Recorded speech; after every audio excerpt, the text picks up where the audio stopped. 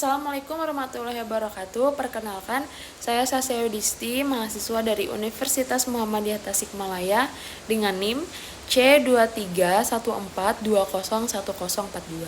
Di sini saya akan menjelaskan sedikit tentang apa itu acute myocardial infarction atau bisa disebut juga dengan AMI. Acute myocardial infarction atau bisa disebut juga dengan AMI atau infark miokard akut adalah kondisi medis serius yang terjadi ketika aliran darah ke otot jantung terlambat secara tiba-tiba, menyebabkan kerusakan jaringan jantung.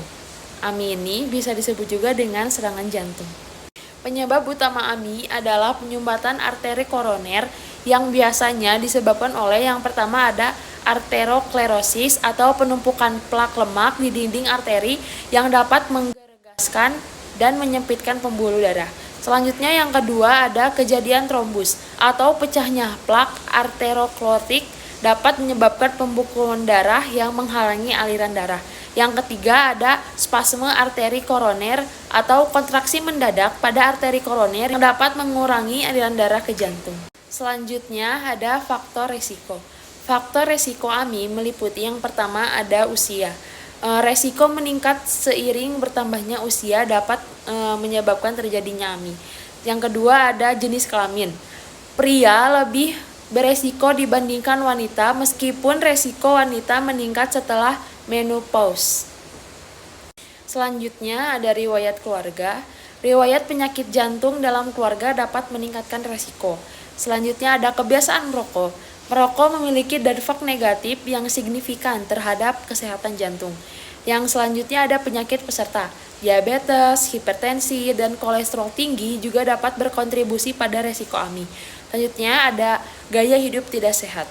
Diet tidak seimbang, kurangnya aktivitas fisik, dan obesitas juga dapat meningkatkan resiko terjadinya AMI.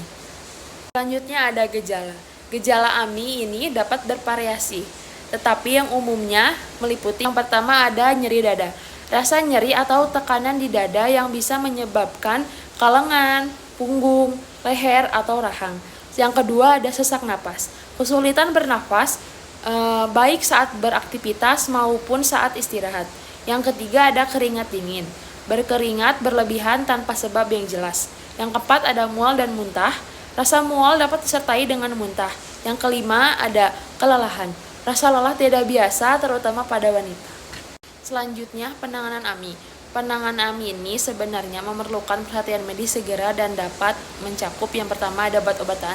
Yang pertama ada antikoagulan atau trombolitik dan obat penghilang rasa nyeri. Selanjutnya ada prosedur medis, angioplastis koroner, stenting atau operasi bypass arteri koroner. Selanjutnya ada rehabilitasi jantung. Program rehabilitasi ini untuk memulihkan fungsi jantung dan mencegah serangan di masa depan. Selanjutnya ada pencegahan AMI. Yang pertama, gaya hidup sehat. Mengadopsi pola makan yang seimbang, rutin berolahraga dan menjaga berat badan ideal. Yang kedua ada tidak merokok. Menghindari rokok dan paparan asap rokok. Yang ketiga ada mengelola stres. Menerapkan teknik manajemen stres seperti meditasi atau yoga. Yang keempat ada pemeriksaan rutin. Melakukan pemeriksaan kesehatan secara berkala atau memantau faktor resiko. Jadi, akut myocardial infark adalah kondisi serius yang memerlukan penanganan cepat dan tepat dengan pemahaman yang baik tentang penyebab, faktor resiko, gejala, dan langkah-langkah pencegahan.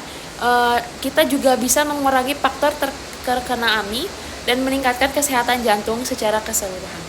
Sekian penjelasan dari saya, semoga bermanfaat. Wassalamualaikum warahmatullahi wabarakatuh.